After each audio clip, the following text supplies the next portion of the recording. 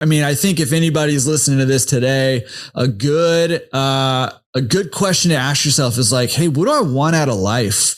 Exactly. And what do I need to build, or what do I need to do to get to help my life look like that, to make my life look like that? And you know, like, man, like a lot of times I feel like, you know, like we're so constrained by certain things, right? We're like so constrained by like work, you know, a lot of times it's work, right? We're so constrained by like work and like, you know, finances and all sorts of things. But like, if we could remove that, what do you want to do?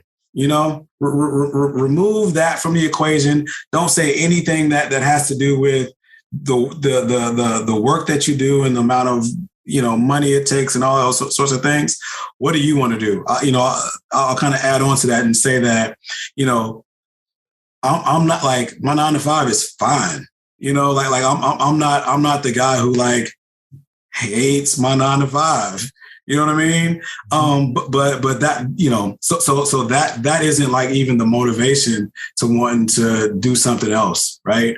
So yeah. And I also last little bit I wanted to add that shout out to my wife, you know, on those like, you know, long, crazy days of driving, going to work, driving after work and those sorts of things, and having to just like drop everything at the drop of a dime to go, you know, actually my laundromat is actually like 45 minutes to an hour away from the house. So having to drop everything to run in there to do things, you know, her like holding down the fort. I mean, you know, like, you know, I said it earlier, like he who findeth the wife findeth the good thing. So, you know, hopefully you guys out there too, like, yeah.